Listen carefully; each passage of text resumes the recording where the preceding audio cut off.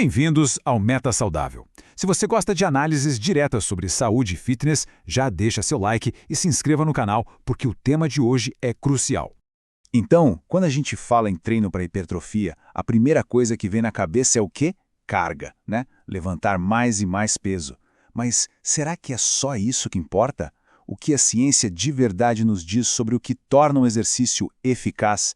Olha, a resposta vai bem além de simplesmente botar mais anilha na barra e, na verdade, ela revela uma complexidade que pode mudar completamente os seus resultados. Para a gente responder essa pergunta sem achismo, a gente precisa de dados, certo? E a ciência, felizmente, tem uma ferramenta incrível para medir a eficácia de um exercício de forma bem objetiva. A gente está falando da eletromiografia. Pensa assim, de forma bem simples, o EMG é como se a gente conseguisse ouvir a conversa entre o cérebro e o músculo. É um aparelho que mede atividade elétrica. Então, quanto mais alto for esse sinal elétrico, mais fibras musculares estão sendo recrutadas, chamadas para trabalhar. É a nossa melhor métrica para saber de fato o quão desafiador um exercício está sendo para aquele músculo específico. Ok, vamos dar uma olhada nos dados de EMG para os braços. E olha, os resultados são bem diretos. Para o bíceps, a famosa rosca concentrada é a que gera um maior pico de ativação.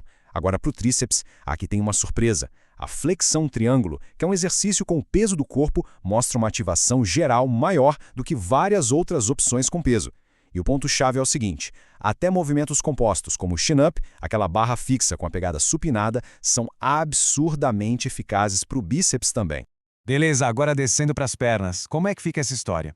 Bom, sem surpresa nenhuma, o agachamento com barra continua sendo o rei para trabalhar o quadríceps como um todo. Só que a ciência mostra um detalhe importante. Para músculos específicos, os exercícios de isolamento levam a melhor. Por exemplo, a cadeira extensora ativa muito mais o reto femoral do que o leg press. E olha isso, para os isquiotibiais, o famoso kickback ou coice tem uma ativação gigantesca, 76% maior do que em outros exercícios compostos. É muita diferença.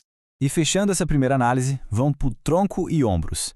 Aqui, os dados basicamente confirmam o que a gente já esperava dos exercícios clássicos, né? O supino reto é a referência para o peitoral, para as costas, o latíssimo, a barra fixa, o pull-up, mostra uma ativação superior a remadas e puxadas na máquina, e para os ombros, o desenvolvimento com halteres é o campeão para a parte da frente, enquanto o crucifixo inverso sentado é o melhor para isolar a parte de trás, o deltoide posterior.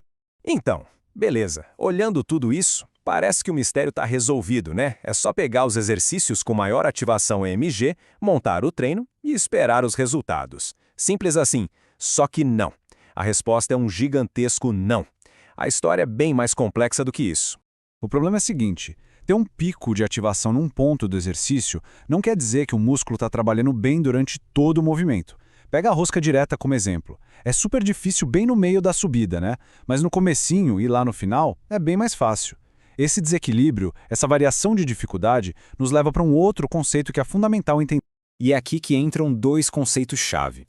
De um lado, a gente tem a curva de força, que é basicamente a nossa capacidade, como a nossa força muda durante uma repetição. E do outro lado tem a curva de resistência, que é o desafio do exercício, como a dificuldade do peso ou da máquina muda ao longo do mesmo movimento.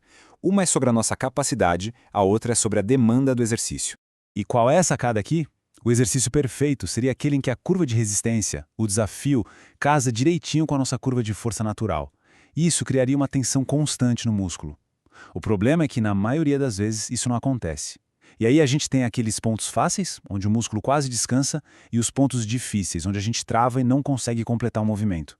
E tudo isso resulta num estímulo que, bem, não é o ideal para hipertrofia. De forma geral, a nossa força segue 3 padrões. Tem a curva ascendente, que é quando a gente fica mais forte no final do movimento, tipo no agachamento ou no supino. Tem a descendente, que é o oposto, a gente é mais forte no começo, como numa remada.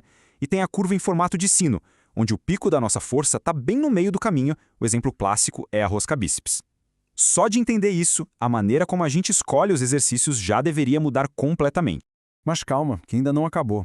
A gente viu a ativação, viu as curvas de força, mas tem uma terceira camada. Uma camada final, e que talvez seja a mais importante.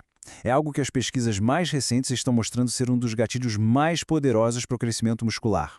A ciência está batendo o martelo nisso.